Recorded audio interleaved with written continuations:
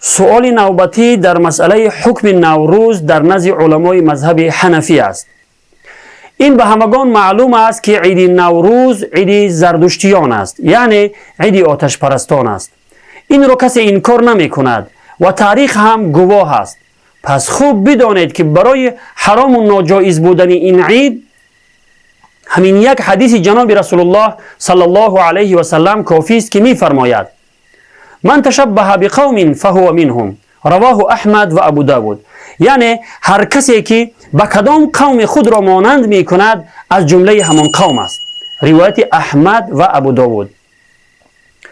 جشن گرفتن این عید به اتفاق تمام علما و مجتهدین اهل سنت حرام و ناجایز است. هیچ یکی از علما به جایز بودن این عید فتوا ندادند.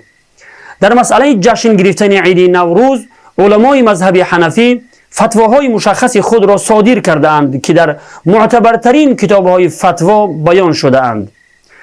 و مثل فتاوای شامی و فتاوای عالمگیری، بحر الرائق و غیره که در مذهب حنفی از جمله معتبرترین کتابهای فتوا به شمار می روند. الان خوب گوش اندازید که علمای مذهب حنفی درباره جشن گرفتن عید نوروز چی می فرمایند. پیش از همه این را فراموش نکنید که من تنها نقل فتوا می کنم و کسی را به مرتد شدن یا کافر شدن فتوا نمی دهم. باقی شما خود اندیشه کنید. علامه ابن نجیم حنفی رحمت الله علیه در بحر الرائق در بیان سببهای مرتد شدن می نویسد: و بخروجه الى نیروز المجوس والموافقة معهم فيما يفعلون في ذلك اليوم وبشرائه يوم النيروز شيئا لم يكن يشتريه قبل ذلك تعظيما للنيروز لا للأكل والشرب وبإهدائه ذلك اليوم للمشركين ولو بيضة. یعنی یکی از سببهای مرتد شدن یعنی بدین شدن برآمدن به عید نوروز و موافقت کردن به جشن و مراسمهای آنهاست و به خاطر بزرگداشت نوروز چیزی را بخرد که قبلا آن را نمی خرید و با هدیه کردن آن به مشرکان اگرچه یک تخم هم که باشد از دین خارج می شود. به حواله بحر الرائق جلد 5 صفحه 133. در دیگر جای از بحر الرائق می نویسد: ضرب الدفاف على الابواب ایام النیروز لا يحل بل هو مکروهة. یعنی دایره زدن در روز نوروزی حلال نیست بلکه مکروه تحریمی است. و حواله بحر الرائق جلد 8 صفحه 233. علامه حسکفی حنفی رحمت الله علیه می نویسد: والاعطاء باسم النيروز والمهرجان لا يجوز أي الهدايا باسم هذين اليومين حرام وإن قصد تعظيمه كما يعظمه المشركون يكفر. یعنی هدیه دادن به نام نوروزی و مهرجان جایز نیست.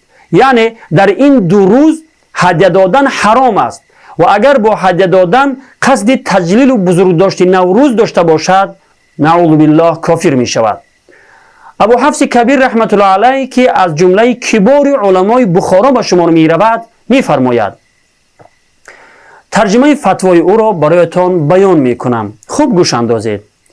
می نویسد: اگر مرد 50 سال خداوند را عبادت کند و بعد از آن در روز عید نوروزی به قصد تجلیل و بزرگداشت این روز به مشرک تخم هدیه کند کافر می شود و همه عملهایش باطل می شود. و اگر بدون قصد تجلیل بلکه طبق عادت مردم به مسلمان چیزی را هدیه کند کافر نمی شود، ولی به خاطر دفع شبهه باید یک روز قبل یا یک روز بعد از روز نوروز هدیه اش را بدهد. و اگر در روز نوروزی چیزی را خرید که قبلا آن را نمی خرید، اگر به قصد تجلیل نوروز باشد کافر می شود. و اگر تنها به قصد خوردن یا نوشیدن چیزی بخرد کافر نمی شود. به حواله در المختار جلد 10 صفحه 485. والله اعلم بالصواب.